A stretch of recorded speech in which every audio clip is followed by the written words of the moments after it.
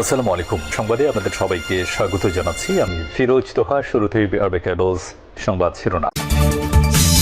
পছন্দের ঠিকাদার কাজ না পাওয়ায় বিশৃঙ্খলা করেছেন ভিপি নূর।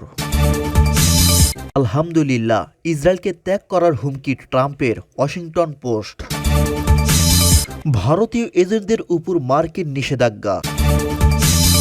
সর্বশেষ জানিয়ে দিব, আরও এক পাকিস্তানি কূটনীতিককে অবাঞ্ছিত ঘোষণা করেছে ভারত।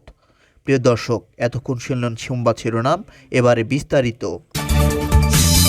পছন্দের ঠিকাদার কাজ না পাওয়ায় ঢাকা উত্তর সিটি কর্পোরেশনের ডিএনসিসি নগর ভবনের সামনে ঢাকা বিশ্ববিদ্যালয়ের সাবেক ভিপি নূর ও গণ অধিকার পরিষদের সভাপতি নুরুল হক নূর বিশৃঙ্খলা সৃষ্টি করে বলে জানিয়েছেন ডিএনসিসির কর্তৃপক্ষ। বুধবার ডিএনসিসির জনসংযোগ কর্মকর্তা ফারজানা ববির পাঠানো এক বিজ্ঞপ্তিতে এ তথ্য জানানো হয়। এতে বলা হয়, গত 18 মে গণ অধিকার পরিষদের সভাপতি নুরুল হক তার পছন্দের ঠিকাদারকে কাজ না দেওয়ার জন্য কর্পোরেশনের অতিরিক্ত প্রধান প্রকৌশলী মোহাম্মদ আরিফুর রহমানকে মোবাইল ফোনে কল করেন। অতিরিক্ত প্রধান প্রকৌশলী তাকে আইনের বাইরে গিয়ে কোনো কাজ করার সুযোগ নেই বলে জানান, কিন্তু নুরুল হক তার কোনো কথা না শুনে তাকে কাজ দেওয়ার জন্য চাপ দিতে থাকেন। একই সঙ্গে ডিএনসিসি অফিসে তালা লাগানোর হুমকি দেন তিনি। এর প্রেক্ষিতে মঙ্গলবার বিকাল 3টার দিকে গুলশান 2-এ নগর ভবনের সামনে কিছু লোক নিয়ে গণ অধিকার পরিষদের ব্যানারে বিশৃঙ্খলা সৃষ্টি করে ও ডিএনসিসি প্রশাসকের বিরুদ্ধে স্লোগান দিতে থাকে বলে অভিযোগ করে, যাতে ডিএনসিসি স্বাভাবিক কার্যক্রম অব্যাহত হয়। উল্লেখ্য, ঢাকা বিশ্ববিদ্যালয়ের সাবেক বিএমপি নুরুল হক নূরের দল গণ অধিকার পরিষদ ঢাকা মহানগর উত্তর শাখা ডিএনসিসি প্রশাসক এজ্জাতকে নিষিদ্ধ সংগঠন হিজবুত তাওহীদের সক্রিয় নেতা উল্লেখ করে তাকে অপহরণ ও গ্রেপ্তারের দাবিতে মঙ্গলবার বিকাল 3টার দিকে কয়েকশো নেতাকর্মী নিয়ে বিক্ষোভ করে। পরে সমাবেশ থেকে সরকারকে প্রশাসক মোহাম্মদ এজ্জাতকে অপসারণ ও গ্রেপ্তার করতে 48 ঘণ্টার আলটিমেটাম দেওয়া হয়। গাজায় সম্পূর্ণ নিয়ন্ত্রণ নিতে ইসরায়েলি হামলা জোরদার করার পর যুক্তরাষ্ট্রসহ তার ঘনিষ্ঠ মিত্র দেশগুলো ইসরায়েলের প্রতি সমর্থন প্রত্যাহার করতে পারে বলে সংবাদ মাধ্যম ওয়াশিংটন পোস্টের এক প্রতিবেদনে বলা হয়েছে। তবে এই দাবি অস্বীকার করেছেন মার্কিন প্রভাবশালী এক কর্মকর্তা। এই বিষয়ে প্রতিবেদনে আরও জানিয়েছেন, ট্রাম্প প্রশাসন ইসরায়েলি প্রধানমন্ত্রী বিনিয়ামিন নেতানিয়াহু সরকারকে সতর্ক করেছে, গাজায় যুদ্ধ শেষ করতে ব্যর্থ হলে ওয়াশিংটন তেল আবিবকে আর সমর্থন দেবে না। আলোচনার সাথে সংশ্লিষ্ট নাম প্রকাশে অনিচ্ছুক সূত্রে উদ্ধৃত ও দিয়ে সংবাদপত্রটি জানিয়েছে। ট্রাম্পের প্রতিনিধিরা ইসরায়েলকে জানিয়েছেন, যুদ্ধ শেষ না করলে যুক্তরাষ্ট্র ইসরায়েলকে পরিত্যাগ করবে। হোয়াইট হাউসের প্রেস সেক্রেটারি ক্যারোলিন লিভিট আরও বলেছেন, প্রেসিডেন্ট ট্রাম্প চান গাজায় যুদ্ধের অবসান হোক। গত সপ্তাহে মার্কিন প্রেসিডেন্ট ডোনাল্ড ট্রাম্পের মধ্যপ্রাচ্য সফর সময় নেতানিয়াহুর সাথে দেখা না করে নিয়ে ট্রাম্প প্রশাসনের চাপের বিষয়ে এই প্রতিবেদন প্রকাশিত হয়। সৌদি আরব, কাতার এবং যুক্ত আরব আমিরাত সহ আরব দেশগুলোর নেতাদের সঙ্গে তার সফরের সময় ট্রাম্প বলেছিলেন, গাজায় অনেক মানুষ অনাহারে রয়েছে। এদিকে সোমবার ব্রিটেনে, ফ্রান্স এবং কানাডার নেতারাও গাজায় ইসরায়েলের জঘন্য কর্মকাণ্ডের নিন্দা জানিয়েছেন এবং ফিলিস্তিনি ভূখণ্ডে সামরিক আক্রমণ বন্ধ না করলে যৌথ পদক্ষেপের হুমকিও দিয়েছেন।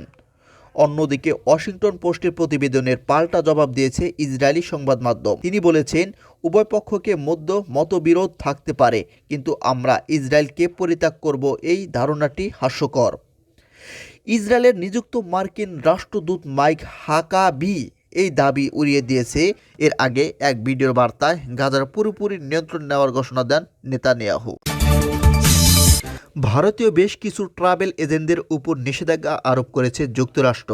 মার্কিন পররাষ্ট্র উপদেষ্টা দপ্তরের অভিযোগ, ও ট্রাভেল এজেন্সিগুলি বেআইনি অভিবাসনের সঙ্গে জড়িত, অর্থাৎ বেআইনিভাবে যুক্তরাষ্ট্রের অভিবাসীদের পাঠানোর সঙ্গে যুক্ত তারা। মার্কিন প্রশাসন জানায়, সংস্থার মালিক থেকে কর্মী সবার উপরেই ভিসা নিষেধাজ্ঞা জারি করা হয়েছে, তবে প্রকাশ্য সংস্থাগুলোর নাম জানানো হয়নি। সংস্থাগুলো কিভাবে বেআইনি অভিবাসনের সঙ্গে যুক্ত তা স্পষ্ট করে জানানো হয়নি। পররাষ্ট্র দপ্তর জানিয়েছে, ভারতের মার্কিন কনসুলেট এবং কূটনৈতিক সিক্রেট সার্ভিসের কর্মীরা এই সংস্থা ও ব্যক্তিদের চিহ্নিত করেছে।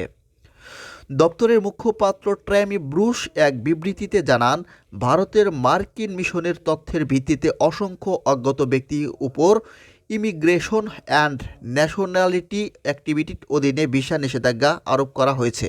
তিনি বলেন, আমরা ট্রাভেল এজেন্সিগুলোর মালিক, নির্বাহী ও সিনিয়র কর্মকর্তাদের বিরুদ্ধে ভিসা নিষেধাজ্ঞা অব্যাহত রাখব, যাতে অবৈধ অভিবাসন নেটওয়ার্কগুলো বন্ধ করা যায়।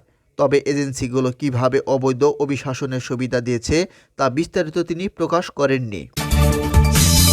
ভারত ও পাকিস্তানের মধ্যে ক্রমবর্ধমান কূটনৈতিক উত্তেজনার মধ্যে আবারও নয়াদিল্লিতে নিযুক্ত পাকিস্তানি হাইকমিশনের একজন কর্মকর্তাকে অবাঞ্ছিত ব্যক্তি ঘোষণা করে 24 ঘন্টার মধ্যে দেশ ছাড়ার নির্দেশ দিয়েছে ভারত সরকার। অভিযোগ, তিনি কূটনৈতিক নিয়ম ভেঙে ভারতের বিরুদ্ধে গোপন কাজকর্মের যুক্ত ছিলেন। টাইমস অফ ইসরায়েলে খবর বলা হয়েছে, গত 8 দিনের মধ্যে এ নিয়ে দ্বিতীয়বার কোনো পাকিস্তানি কূটনীতিককে ভারত থেকে বহিষ্কার করা হলো। ভারতের পররাষ্ট্র মন্ত্রণালয়ের এক বিবৃতিতে জানায়, ওই কর্মকর্তা এমন কিছু কাজ করেছেন যা আন্তর্জাতিক কূটনৈতিক নিয়ম, বিশেষ করে 1961 সালের ভিয়েনা কনভেনশন অনুযায়ী গ্রহণযোগ্য নয়। তার নাম সরকারিভাবে প্রকাশ করা না হলেও সূত্রমতে তিনি হাইকমিশনের একটি গোয়েন্দা শাখার সঙ্গে যুক্ত ছিলেন। ভারতের নিরাপত্তা সংস্থাগুলোর দাবি, তারা বেশ কিছুদিন ধরে এই কর্মকর্তার গতিবিধির উপর নজর রাখছিলেন।